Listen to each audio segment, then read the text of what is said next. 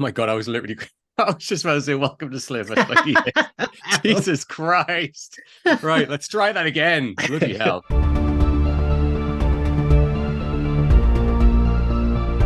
Welcome to Last Week On. We are back. My name is Adam Straughan, and we are back covering Invincible, and I am so excited. God, I love this show so much. And we are covering episode 1, A Lesson for Your Next Life. But before we get into that, I have a very special co-host and guest. He is the host of Slayerfest 98, and he is the co-host of My Bloody Judy, both podcasts you should subscribe to right now. I have actually been on both. And it's my absolute pleasure to welcome to Last Week On, Mr. Ian Carlos Crawford. How are you doing, Ian? Hi, Adam. Thanks for having me. Yeah, of course. Absolutely. So this is, I am so excited to hear all of your thoughts on Invincible, because I know you guys did a little kind of one episode talking basically about Invincible, but yeah. Give me your hot take, Ian. Tell me all about what you think of season 1. Okay, season 1, I feel like, and I'm going to sound like that nerd, and I promise I'm not normally that nerd, but I feel like season 1 was such a perfect season that I almost felt like if they had been it was a miniseries, that's all we get, I would be like, I love this. This is a perfect thing. So I feel like sometimes, especially with superhero stuff, I mean, right, X-Men have been going for a bajillion years. Yeah. Sometimes they do circle the drain a little bit. They have ups and downs. So, and I haven't read the comics. You have though, right? I mean, I can see them behind you. And I haven't read the comics, so I don't quite know where it goes. And I was going to read them, but then I thought, if the show's gonna keep going, I'll just watch the show. So Omni-Man there's a specific type of villain that makes me angry, and Omni-Man is one of them. When he murders, I feel like the gag at the end of that first episode when he murders their whole version of the Justice League is so brutal and so good and so unexpected. I mean, I guess if you've read the comics, it's not that upsetting, but you know what I mean? Yeah. Having not read them, it was I was just holy shit. And I don't feel I mean, I guess The Boys kind of does it too, but I do feel Invincible kind of was our first, where it's a mix of this is how gruesome those fights would be if they were really happening to people. There would be blood everywhere, and people's heads would be exploding, and it would be a very horror movie. So I really, really, really liked that. That end got me. And I hated Omni-Man so much.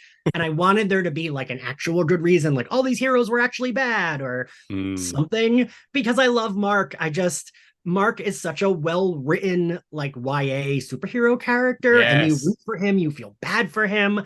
And I'm such a hard sell on a straight character, but I love him and his gay best friends dynamic. Yes. I love him floundering with Amber and the different girls, and he has the bully. It's very Spider-Man, but super bloody and more for adults, and a more adult story. I fucking loved it so much, and I wanted him to kill Omni-Man. I was mad that Omni-Man didn't die. Yeah, because he was just so horrible to him, and I'm I don't know how I can get into. My brain has been thinking this about season 2. I know they're bringing Omni-Man back. He has to come back. He's the main character. Yeah. But my brain has been I don't know in what world I can be okay with if Omni-Man and him are that happens in comics all the time, where the villain then has to join with the hero, and that's what I feel maybe will happen, and I don't want that to happen because I hated him so much, and he was so awful to Mark, and when he called his wife his pet, I was very upset. That's terrible. But that's the mark of good storytelling, right? Is to have these strong emotions within the context of the story, not because it's poorly written or whatever, but a character to elicit those emotions from you is good, right? Yeah, that's it. You're not supposed to love Omni-Man. No, it's brilliant storytelling. I think I actually messaged you as well, because I watched Invincible around the same time you had, and I hadn't read the comics at that point. So I watched all of season 1 and then started reading. So I kind of went back and read through what season 1 is in the comics, just to see how it plays out, and it's basically the same. They've done it really, really well. A few little tweaks here and there, but basically it's really, really well done. The death, the massive massacre at the end of episode 1 doesn't happen until a little bit further in. But and it's only maybe 2 pages, whereas they really drag it out in the end. But I love that they did that, because watching this from the outset, when you first go and you think, okay, yeah, it's very much a Spider-Man story. We've got like the bully pushing him against the lockers. We've got a girl that obviously he must be into. We've walked in these steps before, right? And then that ending, like my jaw hit the floor and went through the floor, like through the earth. I was like, what is going on? And that, like you, Ian, I was like straight and I was like, I am hooked. And like, I love when a show does that. It gives you like that mystery of why, it asks you that, it makes you ask that question straight away. Yeah. And then we didn't find out, right? We knew that he was an utter bastard, but we didn't find out why until the end. And like that, and it's weird because I know you hate Omni-Man, you hate him so much, but in a weird way, I know he's killed so many people. Just that final little scene, when he flies off when like Mark says to him after he's been beaten to a pulp, he says, "You, Dad, I'll still have you." And he flies off and he's got tears in his eyes. Like that's the crack in Omni-Man. That's the first little crack. And in a sense, I'm more intrigued as to where that's going to lead, but yeah, like, I mean, for me, in many ways, and obviously we'll reference Buffy because hello. But like, I love that the strength of Buffy is, obviously we've got this superhero, we've got these like powerful characters all the way through the show, but it's the way that we can see ourselves and find the humanity in these characters and how we can be drawn to them. And in that way, that's one of the biggest strengths. And this show does it exactly the same, right? So like Mark has his like Scooby gang, right? Like with him, with like people that he hangs out with. And we love like that downtime when he's chatting to Atom Eve, when he's chatting to, everyone. He has his friend like William as well, which I love. Like, I love that. And like, he goes to college and he does like all the kids stuff. And it's fantastic, and it is brilliant writing, all of this. It does foreshadowing so well. We get drops of like little things here and there that pay off later on, little things in the background, obviously major things that do that. But yeah, it's just, for me, it's top tier. And I know what you said, like, obviously when we had stuff like The Boys and other things that came along at the same time. But for me, this was the first time that I watched a superhero property where I thought, all right, okay, we're going to go into something, whoa, holy shit. This like suddenly takes a left turn, and that pulled me straight in as well. I feel like you and I would still kind of have liked it if it were just more straightforward. Yeah. Like if there hadn't been the Omni-Man element, I do think it's something, you and I would like comics and superheroes. So it's like, we still would have liked it, but not as much as we do with the Omni-Man element. Yeah. No, 100%. Yeah, I would have enjoyed it because it's familiar for other stuff that we enjoy, and that would have been fine. It would have been okay, but this kind of goes above and beyond that, and that's what I really love about it. It's like, in some ways, it's a slow burn. Some way, it's putting the pace on. Some way, it blows your mind. But in all of that, you are still in, and that's what I love about it so much. And it's, it's credit to Robert Kirkman and the other writers as well. It's really, really, truly great stuff. Yeah. All right, Ian, let's jump into episode 1 of season 2. Now, this for me, I love where this episode starts. Like, I love the kind of the fake out where, straight away, we get the opening, right? So we get like a previously, which is like a nice little kind of catch up as well of everything that's gone on, because Jesus Christ, in 8 episodes, so much happened. So much. So much. And I'd forgotten characters that existed. I was like, oh, right, that guy left. I was like, oh, yes, that happened. Oh, bloody hell, that happened. Yeah. And like, even the very end of season 1, I believe we have like this montage of when like you see like Cecil is like building up like resistance again, ready for if Omni-Man comes back. We see the Flaxons are like building up again, and like all of these little things. And it's nice that we get this, because thank God. But yeah, so this opening, Ian, and I'm really intrigued to hear your thoughts on this as well. But obviously it opens, we see Mark is fighting someone in the sky. We say these puffs of like these with like these like circles opening, which is maybe a little bit of foreshadowing to stuff opening later on in the episode. I don't know. But we get these circles opening, and then obviously Mark is fighting like in the sky with someone, turns out to be Immortal. Now, Immortal was obviously killed by Omni-Man in season 1. So straight away, I'm thinking, okay, twice, so right? Yeah, literally twice. So like the first time, like cuts his head off, and then when he's brought back to life, kills him in the sky. And that's when Mark sees him do that, and he questions, he's like, Dad, what are you doing? Yeah. So then, like this opening, I was like, wait a second, is this like a flash forward? That was my first thought. I was like, are we seeing the end? Has Mark now decided to join with his father? Because obviously, Omni-Man comes in, he beats like the crap out of Immortal again, and then Mark does the same thing that Omni-Man did, which is when he crushed like Red Rush's skull, like in the end of episode 1, and you're like, oh my God. But what I really love about this is, how so many times we see like villains and they're like, I'm putting on my super villain voice and I'm making a big I just love how blasé they are about this. They're just like, like, we've got this. Like, we don't care. Like, there's not any sense of urgency with them. Like, oh yeah, do this. Yeah. I love that. I love that about them, that we never get this grand kind of evil mastermind. It's just, we're doing this. We know that we're the best. We know that no one can stop us. So fuck this. So hilariously, Adam knows this. Adam was very patient with me today. I was running late. I watched when I turned on the first episode, I like skipped back like 3 times, being like, wait, I missed the scene. Like I missed something. And like rewatched the recap and was like, wait a minute, is this the second episode? Like I was like really confused because it starts so abruptly with like them fighting. And I was like, I know that they killed him in the finale last season. And then realized like what we were doing. I am curious. Did you read the whole run of the comics? Or did you just read what would have been? No, okay. No.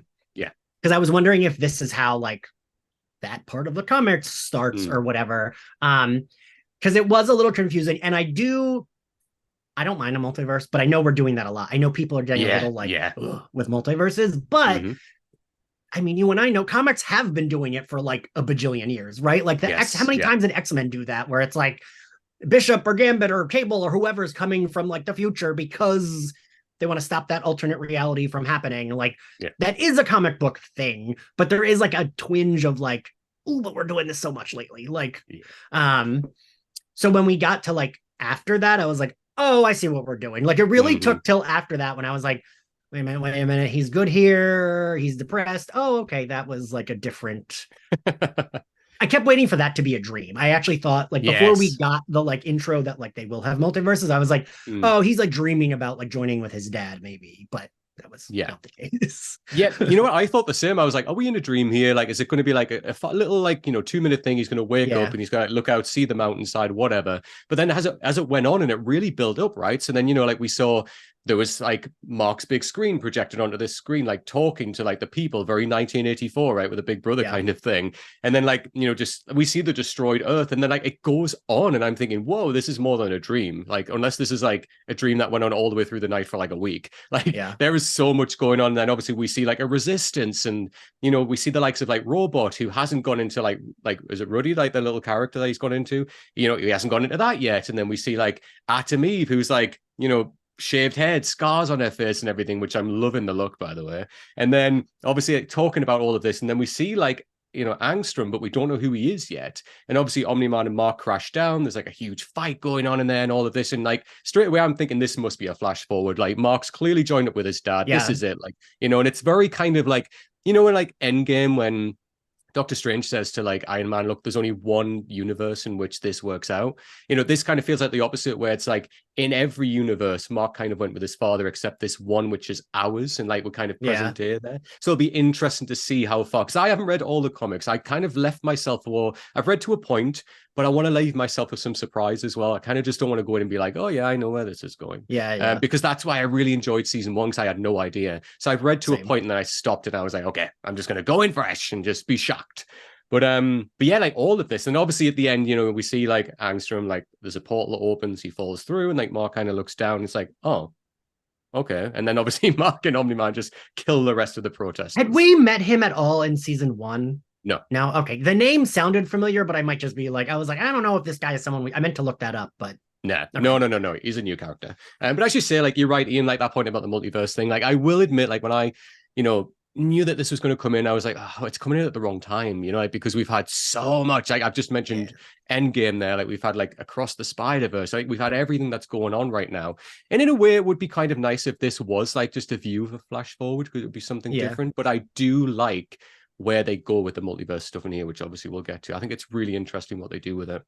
But then obviously, Angstrom disappears, and then we meet our Mark, right? So now we're back to kind of present day. I think it's about 3-4 months after like everything's happened. The city's still rebuilding itself. We see Mark's obviously up on the mountainside. He's looking at the blood is still there, right? Where and like that musical cue. Oh, Radiohead, right? Like perfect. Everyone normally goes for Creep, but this works so well.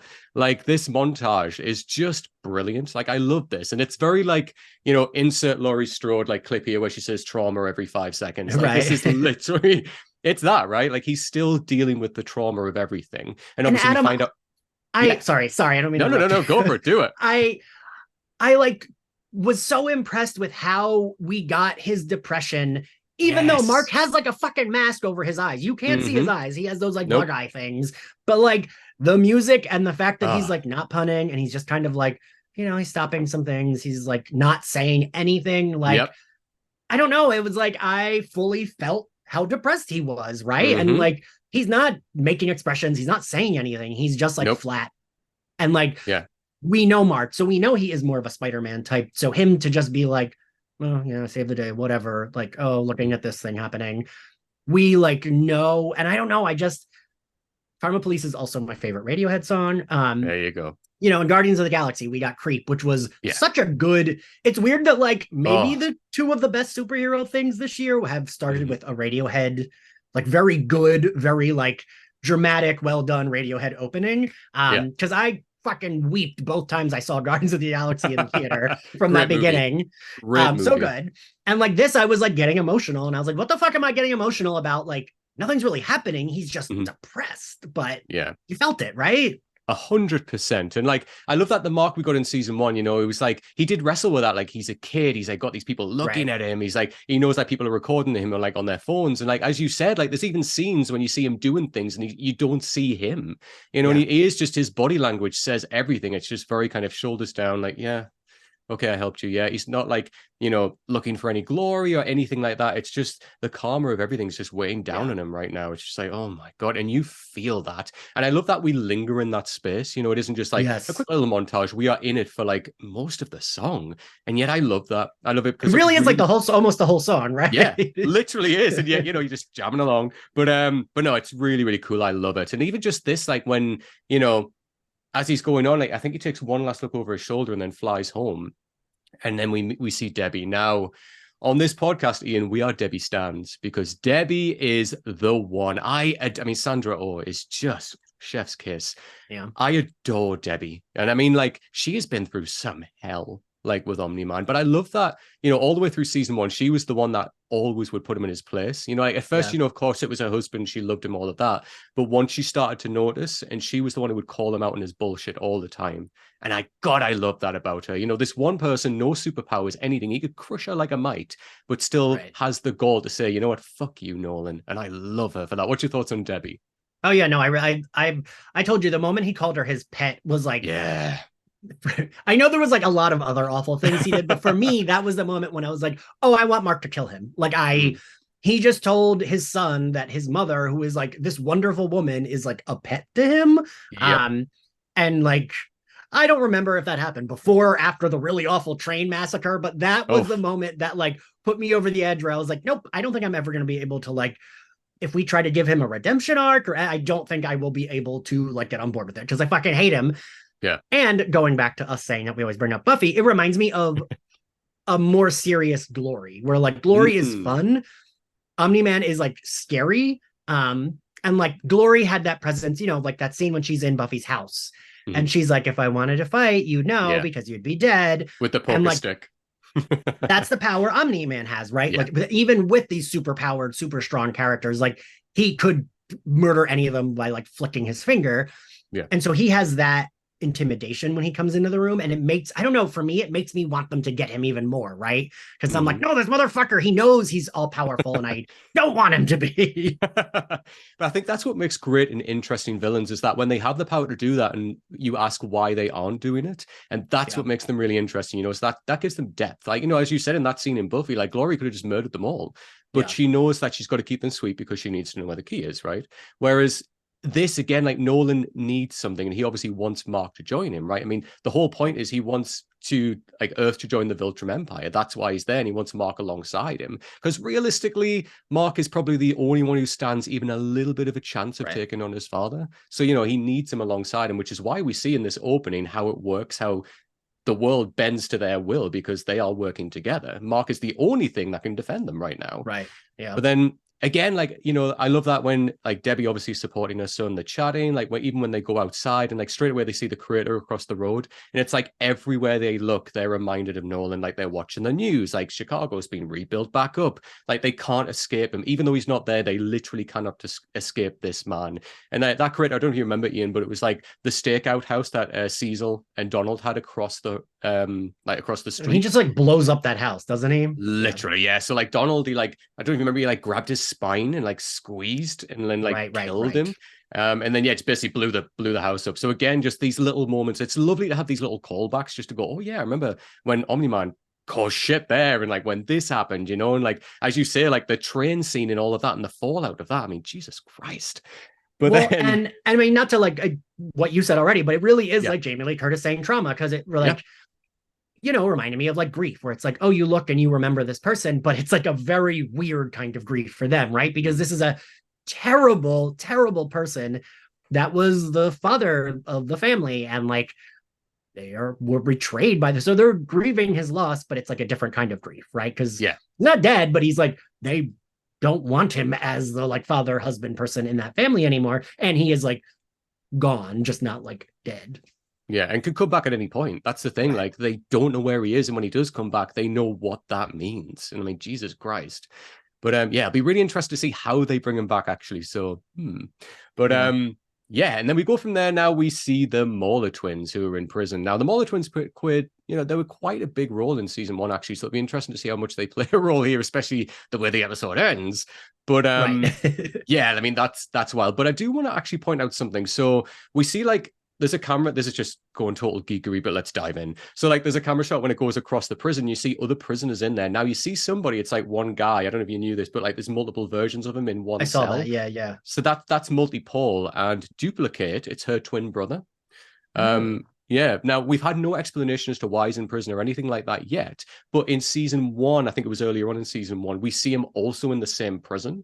So I was just like intrigued as to if they're going to introduce that here or what, because he is like her twin brother, right? And we know Duplicate can do the same thing. So I'm just interested to see, we keep seeing him, if he's going to come in a certain way. I don't know.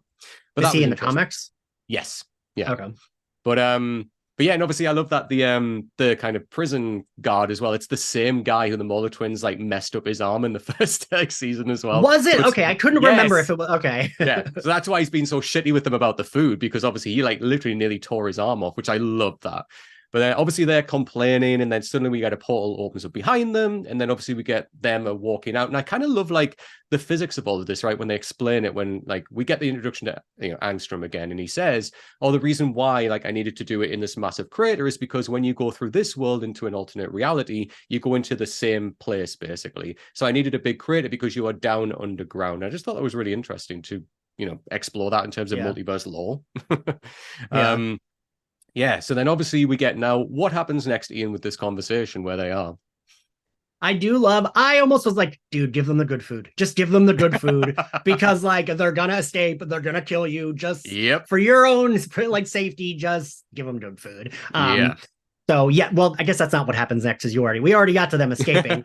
But so Angstrom, right? Angstrom, yeah. Shows them kind of like, they're in the universe that we saw in the opening, right? That's like the universe they're in. And I still am like, I don't understand why it feels like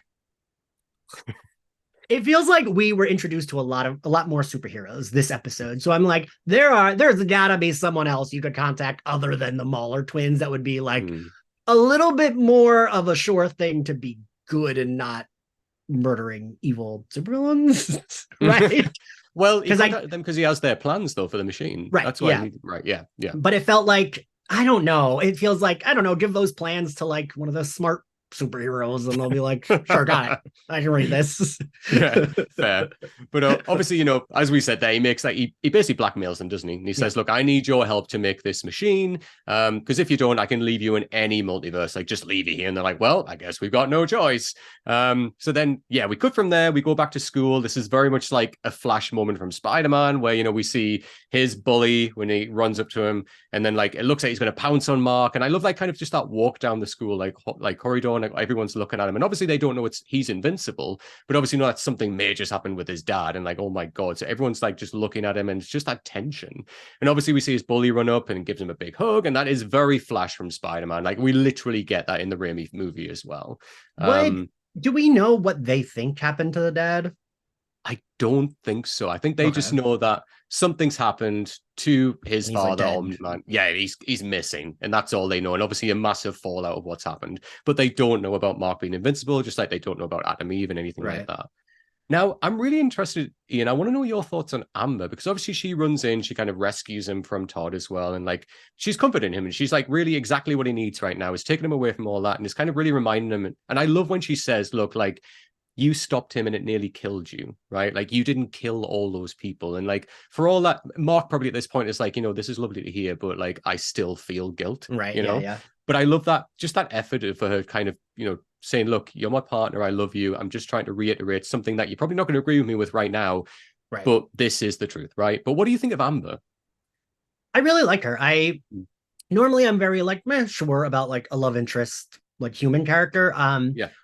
But one, she looks like the type of girl I would have been friends with in high school. Like she looks like a little punk, whatever. And two, I liked, isn't it?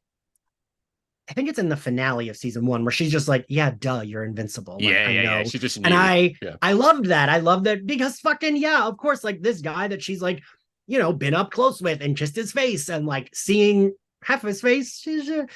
Granted, I have recently learned that like, after the pandemic and everything, I'm like, I could get it because sometimes I had a friend be like, hi, when I saw him at the mall. And I was like, dude, do you not recognize me? And I had to like lift down my mask. And he was like, oh, I didn't know it was you.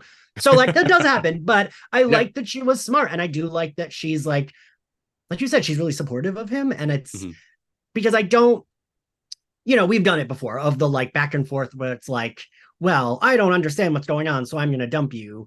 Like we've done that so many times. I like that we reverse it. And she's just like, yeah, duh, of course I know you're him. Like, I know what you look like. So I really like her. I'm curious to where that will go. Because we got I don't think we get it here, but we get the college when they're looking at their like college admissions. So yeah, I don't know. What do you think of Amber? I mean, I really like her. Yeah, I really like her now. But I have to say in season 1, she had to win me over a little bit because I think she was being a little bit unfair to Mark. So like, for all that she says, like, of course I knew that you were a superhero, which I love because, hello, it's obvious. But then why were you giving him such a shitty time earlier for when, like, he couldn't be there for things? If you knew he was a superhero, why were you being so hard on him about things? I understand. Wait, I took that as, like, she figured it out by the end, but she didn't know the whole time. That's like how I read that, because otherwise I would agree with you. Yes. yeah, and which is fair, but I think she came to that conclusion as well.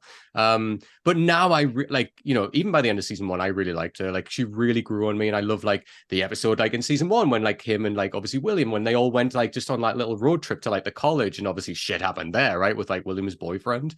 But I love that. Like I love like the guys hanging out. I love like the core 4. Like I love all of this, like just hanging out, right? It's really cool, and she feels like so intrinsically part of Mark's journey now.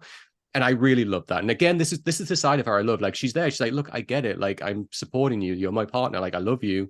I understand you're going through hell right now. You're probably not even listening to me, but I'm going to support you. And that's what I really like about it. I really like this side of Amber. Plus, she doesn't take any shit. And I really love that about a woman. Adam, I'm going to need a clip of you saying that for me to play when I'm feeling depressed. Like, I support you. It's okay. Just have it like playing it like every 10 seconds. So then from here, we then get to see Cecil again. Walton Goggins, who does a fantastic job of voicing Cecil. I mean, oh my God. I forgot that he didn't die. I was like, oh, right, that guy didn't die. Yeah, he was there. Because, he was the one that was like trying to basically put up like a last kind of man stance against Omni-Man at one point with the big gun he had and everything like that. I really like him. And there's a really interesting relationship that builds with Cecil, which I won't kind of spoil here, but it's great. I love him. And I really like this character. He's almost like, I really like that he's almost like an anti-Watcher, in a way, like from Buffy, where he's just like, he understands Mark's got this responsibility, but he's like, look, I do not care. Like, I've got bigger things to worry about right now. He's not like taking him under his wing initially. But anyway, I love that, in this conversation, they're in the Burger Mart, which is the place where Mark worked, like for the first time, where he found his powers when he threw the bag into the air. And like they're having the chat. And I love this conversation where Mark's saying, like, look, put me back out in the field. Like, I'm ready. Like, I want to get back out there. And Cecil's again the one who's just saying, no, like, you're not ready, kid. Take this time off. And that line when Mark says, I don't need your permission to be a superhero. And he says, who else said that to me? And that's such good writing. I love that. It says everything. That's the perfect example of show, don't tell. And I love that so much. That was so strong. And again, he's basically saying, look, kid, take this opportunity to sit, relax, find your thoughts, because you do not get this time very often. Because when that man comes back, you will not have this time again. Oh, God. It really is like Omni-Man's like fucking Michael Myers. It's like, well, he's gonna come back. Like Laurie's just there eating a burger behind them. Trauma. What do you think of Cecil, Ian? No, I like him. I mean, I didn't know that it develops more, but I like their Yeah. relationship just in this episode. I like that he's like kind of keeping tabs on Mark, but not Mm. in a shitty way, but just in a like, I'm keeping tabs on you kind of way, which Yeah. also makes sense, right? Yeah. Like, He's got a um, job to do. yeah, like I feel like even if there is other if there's more to add to that, there probably is, but I'm like right now, like even with no explanation, I'm like, yeah, that fucking makes sense. Mhm. And it also makes sense that he's like, you are not ready yet. You Yeah. went through all of this terrible shit. But he knows, I mean, like, we find out in the end, he knows that Mark can be helpful if he does need it. Like if he is Mhm. like, well, we need someone who's like almost as strong as Omni-Man to do this thing, Mark is there. Yeah. And I do like that. He's not fully shutting him out, and he's telling him no, but not in an asshole way. Yeah. He's, being actually kind of nice in the way he's saying no. Yeah, yeah. He's been very direct and just straightforward, but not in an unkind way. Just saying, look, Yeah. this is the situation. Like, I'm not being a dick, but you are not ready. Just take some Yeah. time.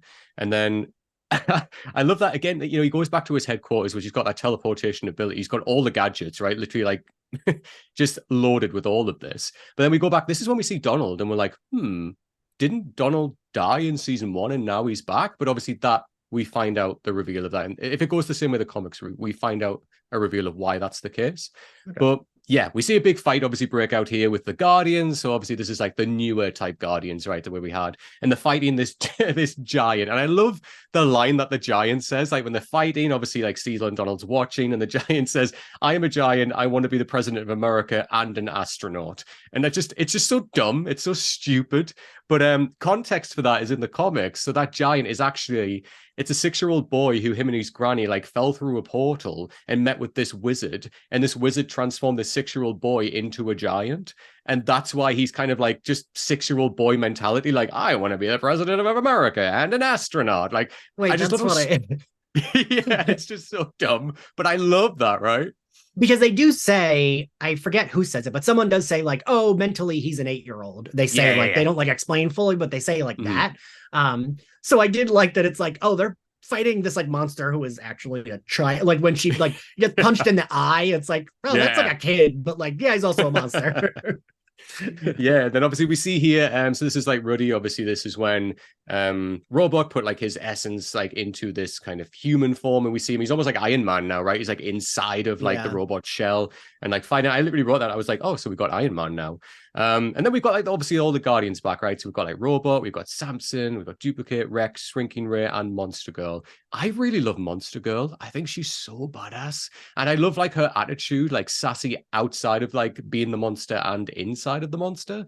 Like, yeah, like these Guardians, I really, she's a standout one for me. And Rex as well, like Rex Blode. For all I hated him in season 1. I mean, what a dick for what he did to like Atom Eve and everything like that. Was such a dick. But that character, Ian, goes on such an interesting journey, even what I've read so far.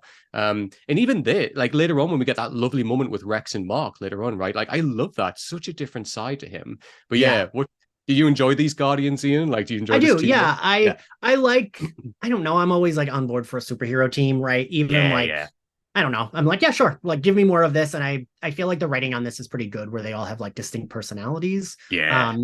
There definitely was some stuff that I like was like, do I not remember this, or did this change from last season?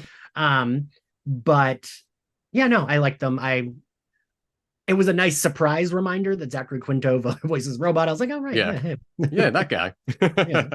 But I think like the one thing, just as a side, like I think the voice acting in this show is absolutely perfect. I wouldn't change a single person. Everyone, like even Zachary Quinto doing like his robot, almost like Star Trek voice. Like it just works so damn well for this character as well. Like that's the thing as well. Like, you and I, when we read comics, like you don't get this. You make your own internal monologue of this character sounds like this when like you're reading in your mind, but they've captured everything so damn well. God, I love it. It's so strong. And sometimes with like casting famous people who are actors, not voice actors, cannot always land. But I feel like every one of these people like fully lands and is like great.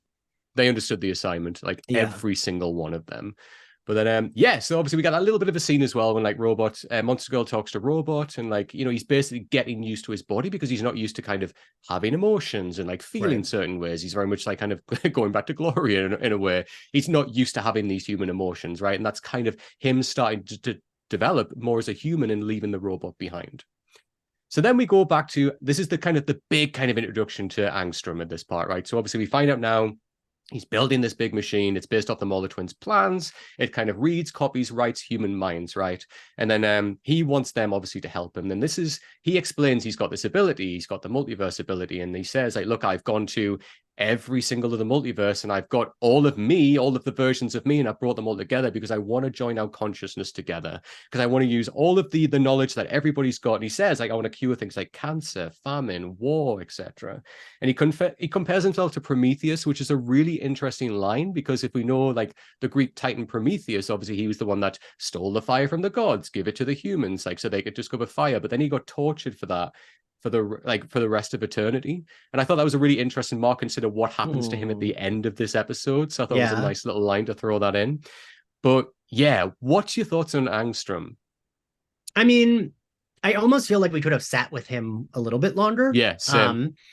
But yeah, I mean, I liked all the different versions. I liked they did kind of Loki with the different versions where like some of them were women, some of them were like did not look anything like him. Some of them did look exactly like him. Yeah. I like that. I still am like, I don't know why you would go to the Mauler twins, because it feels like, of course, they would double cross you.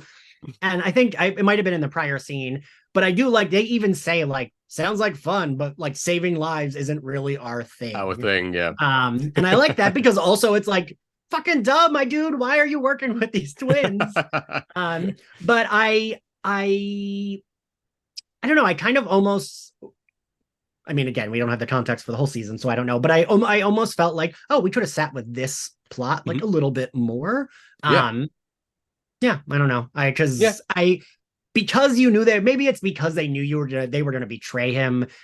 I guess it's like, just take off the fucking, like, you know, just take off the band-aid because you know what was going to happen. So yeah, more than likely. I mean, this episode is kind of like, in a way, it's like a backdoor like origin story for this character. Like we've never met him to this point. We're kind of quickly getting right. Okay, this is his deal, and it seems really kind of honest and earnest, like what he wants to do, right? Like, it sounds really good. And obviously, when we get that turn at the end, it's like you can understand it to a degree, like, because Jesus Christ, the way he looks and everything that's happened. But yeah, so I actually really like this character, and where it's going to go with him will be really, really interesting, actually. But yeah, it's basically that setup, like this is going to be a main character, watch out for him. But yeah, then Debbie comes home and we get Olga, who is back. So Olga was obviously the partner of Red Rush, who obviously died like by the hands of Omni-Man at the end of episode 1 when he crushed his skull, right? I love Olga. Like, I love this scene. For me, it's what we were talking about before, Ian, right? Like when two characters just hang out and Olga's there, she's like, look, I heard what happened. I came over, I made us food. Let's just sit and let's just chat. And, like basically like Debbie like breaks her heart to her and everything. And again, like Olga like reiterates and says, look, any of this isn't your fault. Like, you loved him. I totally get it. Like, I'm here for you. And I love that moment when she like has the knife and she's like, oh, when I first saw you with a knife, like I thought you were here to do that. And she's like, oh no, if I want to do that, I'd poison your food.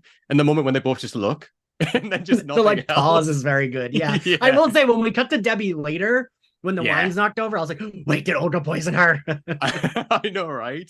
But I love this. Right? This is what we love, right, Ian? Just like moments like this when they just hang out like together, just like supporting each other, right? I will say I had fully forgotten who Olga was until like once we're like in it, I was like, oh, right. She was like, her husband was one of the people he killed. Like, I was like, right, okay. But even fully forgetting who she was, I don't know. I thought this was like again, it is the type of scene that you and I tend to like gravitate towards, but I thought the actors had very good chemistry too. Yes. Like, I was like, I wouldn't mind if Olga became like a regular, like every episode and like, moved into the neighborhood and her and like Debbie hang out or whatever. Yeah. No, as you said, the chemistry was spot on. And it was nice because we got her for like maybe I think it was a couple of episodes in season 1. And obviously she was really like hurt. Obviously she lost her husband, everything like that. And then she, she went away and now she's back. And I love this. It's just support. It's what we love. Yeah. But then she slips. There's that one moment when she slips Debbie the card and she says like, something that helped me. And Debbie, I think, takes it for a second and she's like, no. What do you think the card is, Ian? Do you already know what the card is? I'm not saying anything. No, fuck you. I was like, did I miss what that card was? No. So I at first thought it was going to be like, oh, is that like she's calling a superhero team? But now I'm that like that, I don't think that's what that was. And I'm like, I mean, this is where my brain goes. I'm like, oh, is it like some kind of like superhero antidepressant like prescription card? I don't know. I feel like that's where my brain went with it. And I was like, I feel like that's maybe what it is. But saying that out loud, it sounds stupid. So maybe not. Yeah. No. It's cool. It's fine. It's interesting. It's just, it's like, this show does this all the time, right? When it drops like just a small detail, you could have like looked away and missed that, but things like this will always come back. Yeah, I was saying, they're going to go back to it. Yeah. Oh, 100%. It is the Chekhov's gun. Like, when they introduce it, they're going to come back to it, and they do. And it's really, really cool, actually, where that goes. And then, so obviously Mark comes in and they kind of just disappear. And then we go to Cecil debriefing the Guardians. Now, I love as well, he just tells them how shit they are. He's just straightforward. He's like, you guys need a lot of work. And like, he even said in like, the early, like in season 1, he was like, you guys are a shit show. Like, you really need to like book it up. And yeah, at this point, obviously we get where Robot is like, the natural leader he always has been. And then Cecil says, look, I'm stepping you down, kid. I'm going to put Immortal in your place. And it's nice that we get this kind of look at Immortal again. We're like, oh, this character is back again. And obviously we got that, that introduction with Immortal at the beginning. We were like, what is going on? But now he's back and he's taking over and he's leader of the Guardians, which kind of makes sense, like in a way, like Robot, he does have this experience, but he is a kid. He's kind of discovering his emotions and everything like that. So Robot's going on his own little journey where his mind's a little bit everywhere right now, basically. And it kind of makes sense. Immortal was like kind seasoned. Of like yeah, he was like a leader of like the last group as well, like the original, the OG Guardians. So it makes sense, right?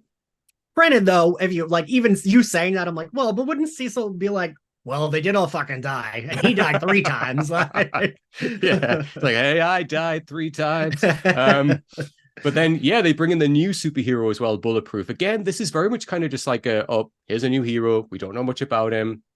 Really interesting where we'll go with this character as well. But yeah, just comes in. I love that like Rex blows as well when like he says like, what's your name? He says, oh, mine's Rex Blow. And he just tells him how shit his name is. And Rex is like really hurt by it. He's like, oh, I thought that up myself. But yeah, I feel like Rex, especially with superhero shit, it's like, I don't know if you're like this. I'm always so like, just go with it. And like, I didn't even like when he said that's a stupid name, I was like, he's kind of right. That is a stupid name. But like, prior to that, it's like, yeah, sure, fine, whatever. Like, that's his name. I mean, for God's sake, they were called Team, like in season. Right. I mean, that was a joke. But it's the young, it's the dumbness. I love that we can find like these moments of like dumb, silly humor in this show, which is like so bloody, and like really kind of strong hitting. So it's nice when we like that little moment with Olga and Debbie when they just look at the food. These little moments of humor like help us to break from the depression of like a lot of this. Yes, and we need that, right? Because Jesus Christ. Now, and that's why it's really nice to see them each have a like friend or partner that is being supportive for them, right? 100% that, yes. Which is what we get next when Mark's back at school and he sees Atom Eve again. Now, Atom Eve is my absolute girl. Like, I love this character through and through. No notes.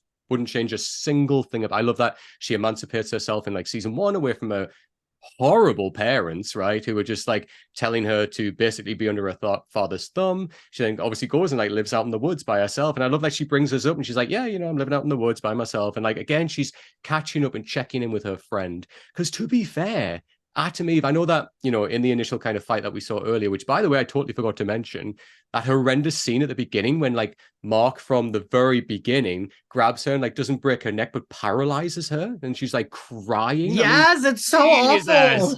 Horrendous. And it's nice that we kind of juxtapose that with this, right? When we see how close and how friendly they are with each other, how they understand each other. And she is such a badass, powerful character, right? And I think, I say this a lot with like any queer characters and stuff, and that's why I really like Mark and William's friendship. Lots of times when it's people that could be like, if there's 2 gay characters or 2 straight characters, it's like, oh, there has to be a romance. And I like that, maybe there will. I know she like stays a pretty consistent character, because I feel like I've seen pictures of her in the comics. So maybe there is a romance later, but I like that right now. It's like, there's like, she's not going there because she's like, oh, I have a crush on him. She's going there because she's his friend and she knows he went through like terrible shit. And so she's checking in on him. And I I don't think we get enough of that, especially with superhero stuff, right? Sometimes it feels like, well, it's got to be a romance. If it's not the superheroing, it's a romance. And like, I don't need that. I like seeing moments of just friendship. And she's the only one that'll get him in the way that he's kind of feeling right now, because she is literally a superhero herself, right? So like she gets it. And I love that we get that all the way through season 1 as well, like where he goes to Adam Eve sometimes for like the superhero stuff, but then he goes to Amber for like, the teenage boy type of stuff, right? But he has these people that he can go to for support, these really strong women in his life. He goes to his mother when he needs support, and Debbie's always there to kind of give him like a life lesson and kind of remind him how incredible he is just as the person that he is, rather than trying to live up to his father. And this is what we get in this conversation. I really love this, where he's really worried and he says, like, what if I become my dad? And like the whole time she's saying, like, then you need to prove them wrong and show them that you won't become your father. You will go your own path. And it's a nice parallel for like the opening of the episode, when we get this is him basically becoming his dad when he makes that choice. And Adam is reminding him here, you always have choice. It doesn't mean that's predetermined that you will go down that route. And again, it's just really clever writing for me, Ian. Like, it's really layered, just to show us like they're thinking about this, right? Like that is an option. Like in all of the dimensions, in many other dimensions, this is what happens. But here he has this choice, and he wrestles with that. I don't want to become my dad. I don't want to become that thing that people hate. Yeah, no, I like that we're sitting in that with Mark too. I don't like.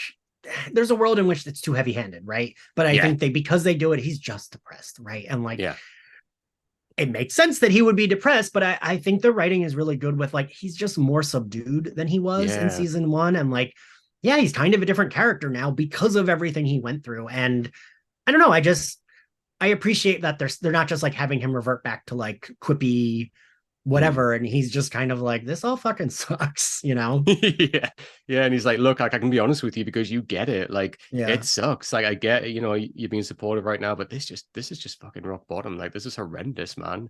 But again, like as you said, Ian, I love that we sit in this, right? Just take the time to have the conversation with the people, because we're building up to people. We're kind of like mourning everything, like the whole of season 1 in this sense as well, really. And we're building up to something, and this is the great way to do it, where we see these characters, they're sitting in everything that's happening. Checking in, how are you doing, what's going on? But as well, it works as kind of like a way of we're checking in as an audience, like, oh, there's that character, what they're doing right now, and we're kind of getting that as a checklist as a way. And then obviously we go back to Cecil. He's keeping tabs on the Mauler twins, kind of figuring like, what's going on, what are they working on there. Mark obviously comes in, he says, look, all right, I know you said I'm not ready, but I will work under your command. Whatever you said goes. Just let me back in. Let's go. And like Cecil kind of like, all right, okay, like give this kid an earpiece. So he's kind of like, look, I can guide him as long as he's not going off being reckless, doing his own thing. Like I've seen him do a million times before. If he's under my work and under my kind of instruction, fair. He's a tool. I can use him that way. Let's go. And then we get this is kind of leading up to kind of the big final, like the big, like massive final of this whole episode, which is the Mulder twins. Obviously, they're working on the machine by Angstrom. We find out that it's going to connect 1,000 minds, and we see them kind of all starting to take the seats and everything like that. Then Invincible breaks in, and straight away, like, he starts fighting with the Mulder twins, and then Angstrom's trying to explain. He's like, look, no, like, Invincible, stop, stop, like, I'm trying to explain. Obviously, that can't be heard because there's a whole fight going on. And then all of this where, like, he's like, well, I've got this idea, like, I've got this plan to protect us. All of the different Mulder twin variants all suddenly burst in and start beating the shit out of Mark. I'm like, Christ, can Mark ever get a break? Like... Literally, like, 3 months ago, the same thing was happening to him, and now it's happening again. Yeah, it was brutal. But I kind of love as well that Mark, it kind of reminds us, like, Mark hasn't been a superhero for like the greatest length of time, and he's a teenager. Like, he doesn't know how to fight a whole room of like super giant beasts. Of course they take him on. And like, obviously, to Angstrom's credit, he's saying, look, he even says, I won't build my utopia with blood. Like, I don't want this. Like, just, of course, subdue him, but don't kill him. But obviously the Mulder twins are like, oh, we're gonna kill him. I think there's one line that's like, oh, all this will be over for him soon or something. Yeah. And then obviously, like, Angstrom's in Cerebro, he takes off his helmet, and then obviously the big explosion happens, right? And like, you see the Mulder twins all of them get fried, right? Did you see that? Like the explosion? Part of me, and I know like we don't want this, we love Mark, but part of me was like, Angstrom, I don't know, just keep going. Like, your plan seems like it's a better plan. Yeah, same, right? Because I mean, like, what's this going to achieve? Like, and that's what we get, right? But then, like, all of that, obviously we get the big explosion. We see, like, basically all of the Mauler twins are vaporized, Like and then we yeah. like literally like bone, everything gone. It's like Terminator, like gone. And Yes. then yeah, That's like what I was Sarah about to Connor, reference, Adam. right? Yeah, Sarah Connor's on the fence, like shaking it. But then obviously we get like again the trauma, like Invincible, and we've seen this trope many times, blood on the hands, right? But again, I just love this where this is the unexpected part. Like I love when the show does this where we've seen that trope a million times, like a hero looking at blood on their hands. It's literally, it's obvious, but it's Rex of all the people of the Guardians that comes forward and says, no, this wasn't you. It was the Maulers. Remember that. This is not your thing. You didn't do this. This was the Maulers doing. And he consoles him. And I absolutely love that about Rex. Like I love that when we get these different character beats for characters that were once established as utter assholes. Yeah. And then we get he's the one that's coming forward. And it's even like Caesar that says, look, I never thought I'd say this, but Rex is absolutely right. This is not your fault, Invincible. Let it go. Pretty cool. And right? I think I remember did you watch Orange is the New Black? Yes. This will be relevant, I promise. I remember like I forget who I was like a friend that it was like we were talking about it as we would watch it. We would like talk about it. And I remember saying something like, I'm annoyed that the characters I love sometimes are assholes when it's like a different character's perspective, and someone being like, yeah, but that's real because sometimes someone who you think is a complete asshole can be really sweet and really nice to like these other people, or maybe sometimes they can be nice to you about a certain thing. Yeah. And like I was like, oh, that's really accurate. And that's how like that's why I like that like Rex, it feels out of character, but right, it's like, yeah, sure, he's not like a complete monster. So like, yeah, he would feel bad for this guy that maybe he doesn't like that much, but would still be like, this sucks. I know this sucks for you. Don't blame yourself.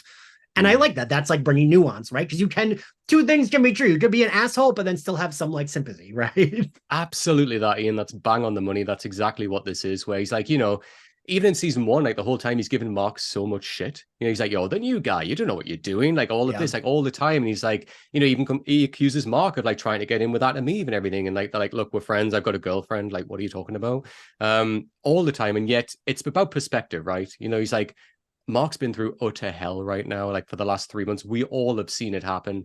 This kid is freaking out. If there's one little thing that I can say to him to try and console him, I'm going to do it. Right. And I love that about him. And like Rex really goes on an interesting journey with that. And it's really interesting how he became slowly one of my favorite characters from someone who I hated in the first season. So I'm really intrigued to see how they unfold that with this.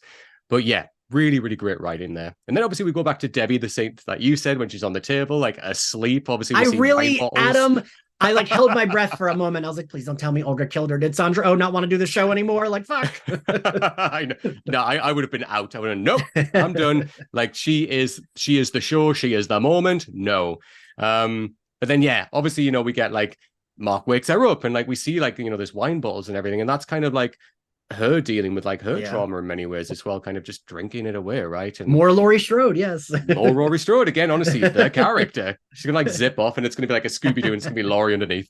And I like that Mark straight away is like, look, mom, like, she's like, oh, I thought we were gonna like, go out and order something. He's like, look, mom, I'll make food. You relax, you just sit down. And like he says, like, look, I'm working for Cecil now. And like he just explains the situation to her. And I love that again, these little just character beats where it's Mark just being a real good son with his mother, right? Because he knows that, well, one, she's all he's got right now, but as well, like they've always had that great relationship. Like I love, there's that famous like conversation in season 1, like when it's just them two in the back garden talking, and she says to him, look, like you've got to be the best version of you, not the best version of your dad. And just their chemistry again, like, both actors are so good.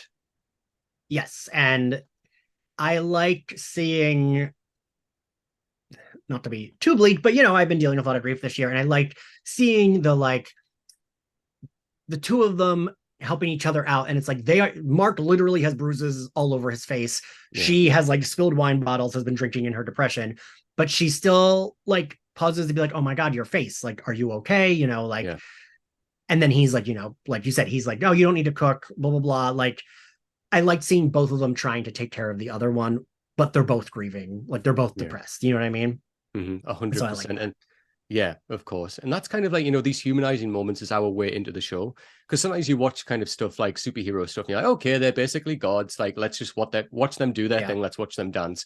But this is the great writing of this show, and other great, obviously, superhero stuff as well, like X-Men and stuff like that. This is how we see ourselves. This is our way in when we see these humanizing moments. It's really, really well done in this show in particular. We then obviously get that little scene as well, like you mentioned earlier on, Ian, when we see Mark and Amber, they're opening their college letter papers, and like they're kind of like exchanging, like, oh, you read mine, I'll read yours, and like all of the excitement, because at the end of the day, they're bloody teenagers, right? Like this is what happens, right? They're replying. But again, like, the excitement of like, oh my God, we both got in, they're both celebrating. It's just these little character beats again, which is kind of signposting like where we're going to go in the future. We're going to see some more of this college. Like obviously Mark's going to move locations. What's going to happen with the dynamic with Debbie, because obviously he lives with her right now, but he's going to move away. So it's obviously starting to raise a lot of questions. It's giving us like a little bit of a peek into the future. But that's what I love about this. Like it's just so layered of just foreshadowing. We're going to get more of this. It's going to come back. And then we kind of get like this little ending here before obviously the after credits, like sneaky little scene that comes in there. So Mark's obviously walking back, and then we get Immortal that comes up. And he warns him, right, Ian? What does he say to him? He like, what does he say? Like, Cecil trusts you, but I'm going to be watching you. Yes. And again, I gotta say, I get it, right? Like, in my brain, I was like, please don't beat Mark up again. But I was glad he didn't. But I also would understand why the Immortal of all people would be like, I'm going to keep tabs. Like, I get it, right? 100%. Like at the end of the day, like if Omni-Man comes back, like the one person he's going to try and change his mind of is going to be Mark. Like he's the one that he's going to have with him, right? Like he's not going to bother with Cecil. He's not going to bother with anyone else. He always knows he doesn't get on with anyone else. I mean, he's just called Debbie's pet, for Christ's sake. Right. Like Mark is the one he's going to try and get through to, because he knows like Mark still loves his father right at the end. Like when he says, like, you, Dad, I still have you. And Omni-Man flew away with tears in his eyes. So of course, Immortal's going to say to him, look, like I'm keeping an eye on you because something doesn't sit right. Like it absolutely makes sense. And I kind of love that. And then, we get the credits, but then we get that little sting at the end as well, where we see what happened after the big fallout, the big explosion. So obviously we see some of the Maulers are absolute, like, just burnt and just a mess, like their skin's hanging off. And obviously they get up and they're like, oh my God, what's happened? And then they find Angstrom right now. He's obviously deformed, like he's got this big, like just back feet, like everything's just kind of blown out of proportion. And then we get him where he's basically blaming Invincible for like the deaths of all of him. He's blaming him. He's like, screaming like, I'm going to kill him. I'm going to kill him. Like, and then we just get that cut. But what was your thoughts on that ending, Ian? I will say I was like, no, don't like, same. blame them. They messed it up. What are you talking about? Like, same. I was exactly the same. I was like, oh my God, like even reading it, I was like, come on, man. Like, I know you're trying to do the greater good. And I'm like, you could technically say Mark was then, disrupted everything that you were doing, but it was the Mauler twins that were beating on him, right? And you took off your helmet. But obviously, we're getting like the villain arc, right? Like we're building up to this now. Like obviously we've got a clear villain, still hanging the question over of like, when will Omni-Man be back as well? But that wraps up the first episode. So overall thoughts of like how that, what's your overall thoughts, Ian, for this is, a brand new season, the opening episode going in, what's your thoughts? I thought they did a good job of like you said, we know that they drop things that they always go back to. I thought they did a really good job of both reminding us of the characters, because it has been 2 years? Yeah. Mm-hmm. Yeah.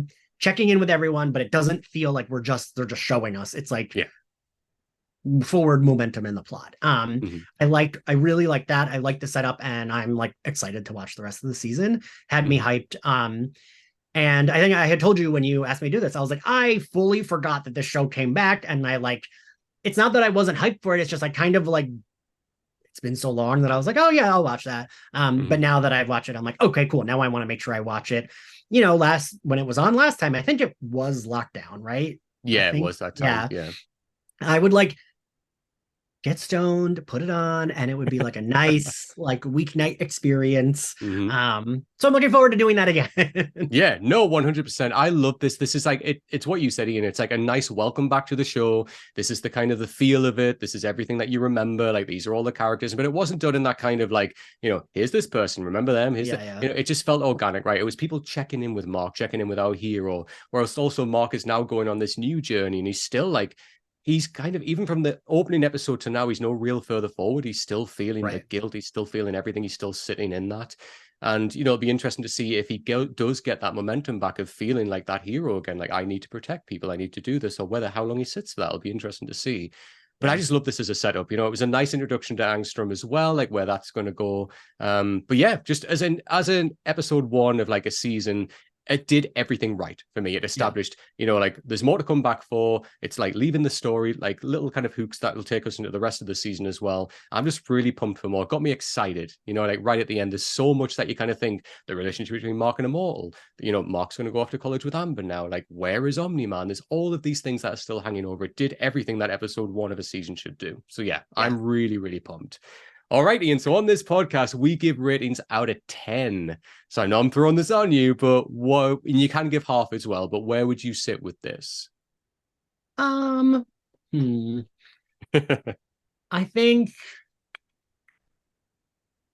I do like a 7.5. Nice. Okay. I'm at an 8. I literally have an 8 written down on my pad here. Yeah, 8 out of 10. Right. For me, it wasn't like, you know, it didn't have the big, obviously, opening shock value of like season 1, episode 1, right? But again, it's a different season now. We've got a different, you know, we've got a different feeling for this. But it did everything that it needed to do, and it did it really damn well, while still giving us an introduction of new little things as well. Again, it's just brilliant writing.